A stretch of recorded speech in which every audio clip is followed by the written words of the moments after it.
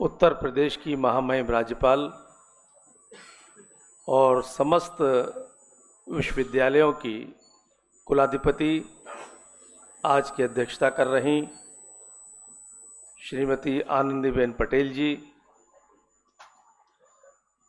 बरेली की इस धरती के दैदीप्यमान नक्षत्र और वर्तमान में झारखंड के महामहिम राज्यपाल श्री संतोष गंगवार जी,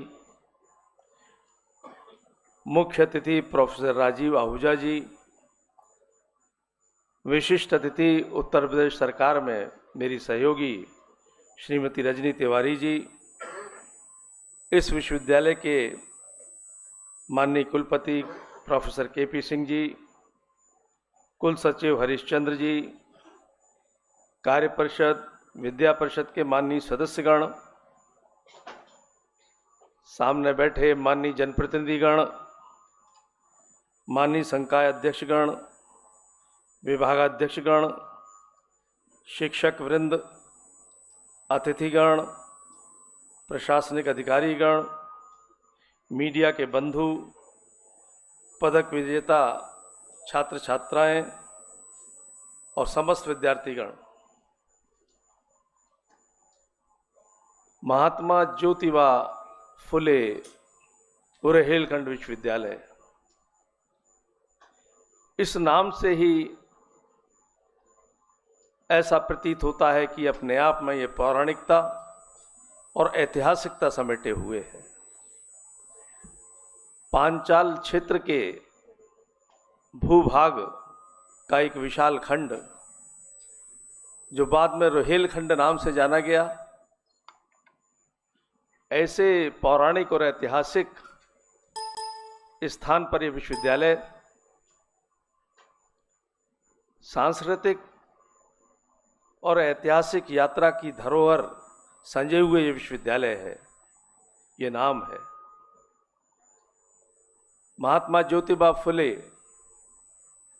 और उनकी धर्मपत्नी सावित्रीबाई फुले। ज्योतिबा फुले एक महान समाज सुधारक और उनकी पत्नी नारी सशक्तिकरण का प्रतीक। यानी ऐसे स्थान पर, ऐसे नाम के विश्वविद्यालय पर आपने शिक्षा ग्रहण की है, ये आप सबके लिए गौरव की बात है। विद्यार्थियों, आज जिन्होंने पदक हासिल किया है या उपाधि प्राप्त की है, उन सभी छात्र छात्राओं को मैं हृदय की गहराइयों से बधाई देना चाहता हूं। उनके माता पिताओं को, उनके गुरुओं को और विद्यार्थीगणों से मैं अनुरोध भी करना चाहता हूं कि अपने माता पिता को कभी भूलें नहीं, कभी विस्मृत न करें, क्योंकि इनके त्याग, बलिदान और संघर्ष के बिना जो मुकाम आज आपने हासिल किया है आसान नहीं था। अपने गुरुओं के श्रम के बिना यह उपाधि या पदक इतना सरल नहीं था। इसीलिए हमारी संस्कृति में मातृदेवो भव, पितृदेवो भव, गुरुर्देवो भव कहा गया है। इसलिए इनको हमेशा स्मरण करना चाहिए, नमन करना चाहिए, इनका वंदन करना चाहिए। ये दीक्षांत समारोह है। दीक्षांत का मतलब शिक्षांत नहीं, दीक्षांत नए जीवन की शुरुआत है। आप अपना लक्ष्य निर्धारित करेंगे, उसकी नींव है ये। आप शिखर में पहुंचना चाहेंगे, उसकी नींव का पत्थर है ये। इससे आप अपने लिए भविष्य का निर्धारण करेंगे तो ही साथ में जिस समाज से आपने के सहयोग से शिक्षा प्राप्त की है, उस समाज के लिए भी आपको कुछ करने का संकल्प लेना चाहिए। क्योंकि जो शिक्षा से संस्कार मिलते हैं, उनसे ही व्यक्ति का निर्माण होता है, और उनसे समाज का निर्माण आपको करना है। स्वामी विवेकानंद जी से एक बार किसी ने पूछा कि मानव जीवन में शिक्षा की आवश्यकता है संस्कार की। तो उन्होंने कहा कुछ देर सोचकर कि संस्कार युक्त शिक्षा की आवश्यकता है। शिक्षा वो जो संस्कार दे। शिक्षा संस्कार कैसे दे सकती है? मान लीजिए किसी चिकित्सक ने चिकित्सा की शिक्षा ग्रहण की, तो उसको संस्कार मिलता है उसके माध्यम से कि सब कुछ समर्पित करके अपने मरीज की रक्षा करे। कोरोना काल इस बात को सिखाता है हमको कि किस तरीके से चिकित्सकों ने अपने आप को दांव पर लगाकर मानवता की रक्षा की थी। यही शिक्षा का संस्कार है जो चिकित्सक को मिलता है। लेकिन वो कौन सी शिक्षा है मित्रों जो डॉक्टरों को आतंकवादी बनाती है? ये समझ में नहीं आता। वो कौन सी शिक्षा है जो जिहाद के नाम पर राष्ट्रद्रोहिता सिखाती है, दहशतगर्दी फैलाना बताती है? मानवता की रक्षा के लिए शिक्षा होती है, दानव बनाने के लिए नहीं होती। तो कौन सी शिक्षा है दानव बनाती है? वो कौन सी शिक्षा है जो बच्चों के हाथ में कलम नहीं देती, पत्थर देती है? वो कौन सी शिक्षा है जो बच्चों के हाथ में कंप्यूटर नहीं बम दे देती है, पटरियों पर रखने के लिए खंबे और पत्थर रखने को प्रोत्साहित करती है? यह हम सबको सोचना होगा और उसको कैसे उससे निजात मिले इसके लिए संकल्प भी लेना होगा। स्वामी विवेकानंद जी ने यह भी लिखा है शिक्षा के बारे में कि शिक्षा वो जो ज्ञान विज्ञान सिखाए, शिक्षा वो जो नैतिकता और संस्कार दे, शिक्षा वो जो स्वावलंबी बनाए। लेकिन आज जो शिक्षा मिल रही है कुछ लोगों को, क्योंकि उन्होंने अपने ज्ञान विज्ञान के दरवाजे बंद कर दिए, खिड़कियां बंद कर दी हैं। एक पुस्तक से मार्गदर्शन नहीं मिलता जब तक ज्ञान विज्ञान की सभी दरवाजे न खुले हों, रोशनदान न खुले हों। हमें कुछ पुस्तकें जो शिक्षा में होती हैं या हमारे पूर्वजों के कृतित्व होते हैं, वह संस्कार देते हैं। उनका स्मरण ही संस्कार होता है। आज पूरा देश सरदार पटेल साहब की 150वीं जयंती मना रहा है, बिरसा मुंडा जी की 150वीं जयंती मना रहा है और वंदे मातरम की 150वीं जयंती मना रहा है। पटेल साहब से जो हमें संस्कार मिल रहा है कि देश की एकता और एकात्मता के प्रति हमें समर्पित रहना चाहिए। जिस तरह उन्होंने 562 राज्यों में, एक पुरातन राष्ट्र है भारत, लेकिन राज्यों में बटा हुआ था, उसको एक सूत्र में पिरोया था, तो राष्ट्रवाद का संस्कार देता है। बिरसा मुंडा जो कि एक समाज सुधारक, स्वाभिमान के लिए संघर्ष करने वाले व्यक्तित्व, यह शिक्षा देता है, यह संस्कार देता है। तो वंदे मातरम ये वो गीत है जब 900 साल की गुलामी, विदेशी आक्रांताओं ने अस्मिता को चोट पहुंचाई थी, हमारे मन को आहत किया था, हमारी आस्थाओं के केंद्र को ध्वस्त किया था, हमारे सिद्धांतों को ध्वस्त किया था। उस समय बंकिम चंद्र चट्टोपाध्याय ने आनंद मठ की रचना की थी, एक उपन्यास की, एक पुस्तक की, और उसमें वंदे मातरम को गीत को लिखा था। आज 150वीं जयंती देश उसकी मना रहा है। और वो गीत नहीं था मात्र, वंदे मातरम एक उद्घोष था, जो चेतना देता था पूरे जनमानस को,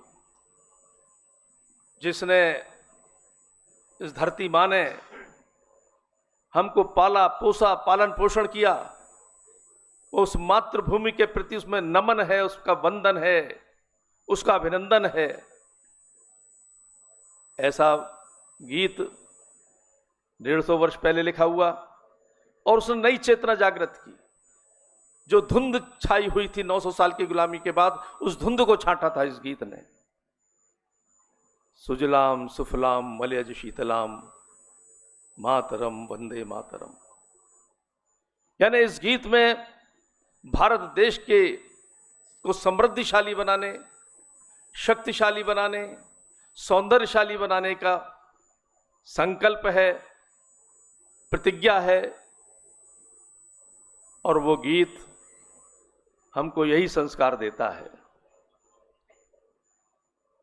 ये गीत आनंद मठ में बताया गया है, दर्शाया गया है कि साधु सन्यासी निकलते हैं इस गीत को गाते हुए, स्वतंत्रता का अलग जगाते हुए, और वहां से पुस्तक से निकलकर वो गीत उन आंदोलनकारियों का तराना बना जिन्होंने फांसी के फंदे को हंसते हंसते चूमा।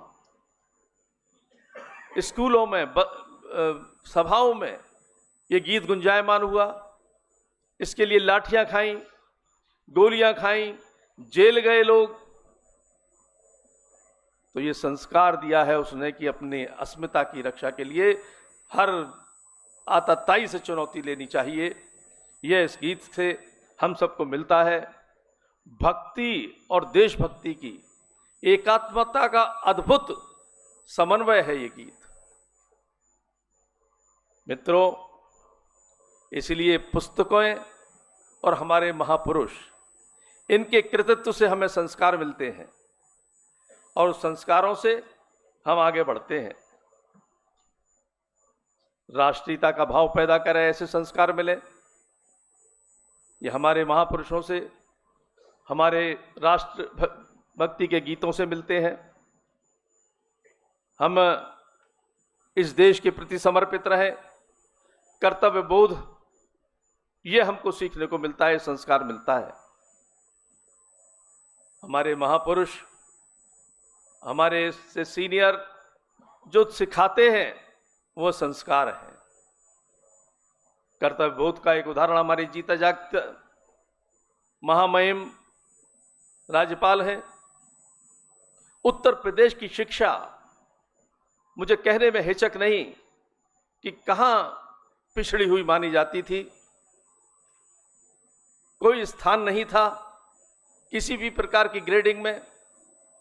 कहीं नैक में बी+ रहा होगा, लेकिन इन्होंने जब संकल्प लिया, राज्यपाल बनी, तो राज्यपाल बनने के बाद ये उम्र के इस पड़ाव में आराम भी कर सकती थी। लेकिन 12-12 घंटे की मैराथन मीटिंग लेकर लोगों को ट्रेंड करके शिक्षा का स्तर कैसे बढ़े, इसकी तड़प थी इनके मन में। वो भाव कहां से पैदा हुआ, और उसने जो संस्कार दिए, तो आज उत्तर प्रदेश के नेक रैंकिंग में A++ 8 विश्वविद्यालय हो चुके हैं। A+ 2 विश्वविद्यालय हैं, A ग्रेड में 2 विश्वविद्यालय हैं, QS वर्ल्ड रैंकिंग में 2 विश्वविद्यालय, QS एशिया रैंकिंग में 6 विश्वविद्यालय हो गए, UGC गाइड ग्रेड 1 में 3 विश्वविद्यालय। इससे पहले UGC ग्रेड 1 में एक भी विश्वविद्यालय नहीं था। NIRF में बड़ी संख्या में विश्वविद्यालय उत्तर प्रदेश के आ चुके हैं। इससे पहले हम लोग कहीं स्थान नहीं रखते थे। आज हिंदुस्तान में सर्वाधिक ग्रेड प्राप्त विश्वविद्यालय हैं, तो उत्तर प्रदेश के अंदर हैं। ये महामहिम के कर्तव्य बोध की देन है। तो यही संस्कार हमको शिक्षा से मिलता है। मोदी जी भी उसका एक उदाहरण है। जैसा भी उस बालक ने अपने भाषण में कहा, विकसित भारत, एक विजन दिया है उन्होंने पूरे देश के सामने विकसित भारत निर्माण करने का। 2047 तक हम विकसित राष्ट्रों की श्रेणी में खड़े हों, यह संकल्प दिया है। जब संकल्प उन्होंने किया है, विजन उन्होंने दिया है, हम सबको, ये युवा वर्ग जो बैठा है, सबको ध्यान में रखते हुए किया है। क्योंकि विकसित भारत जब तक नहीं बनेगा, जब तक इस देश के अबाल वृद्ध नर नारी सब इसमें नहीं जुटेंगे। सभी वर्ग के लोग, धार्मिक, राजनीतिक, सामाजिक, शैक्षिक, जितने वे वर्ग हैं, सब प्राण पड़ होकर नहीं जुटेंगे। और उन्होंने इसका मूल मंत्र दिया है, स्वदेशी अपनाओ। क्योंकि जब हम स्वदेशी अपनाएंगे तो आत्मनिर्भर बनेंगे, आत्मनिर्भर बनेंगे तो समृद्ध बनेंगे, समृद्ध बनेंगे तो सशक्त बनेंगे, समर्थ बनेंगे, और समर्थ बनेंगे तो शक्तिशाली भारत का निर्माण होगा। इस रास्ते से विकसित भारत बनेगा। ये उन्होंने हमको मार्ग भी दिखाया है। तो मित्रों, आप जहां भी जाएं, जो भी आप अपना मार्ग अपनाएं, उस मार्ग में एक संस्कार जरूर रखें कि हम अपना निखार तो करेंगे ही, लेकिन पूरे भारत के विकास में अपना योगदान भी देंगे। मैं आप सभी के उज्जवल भविष्य की कामना करता हुआ ये पुनः गुजारिश करता हूं कि विकसित भारत के महायज्ञ में अपनी आहुति दें। इन्हीं शब्दों के साथ अपनी वाणी को विराम देता हूं। धन्यवाद।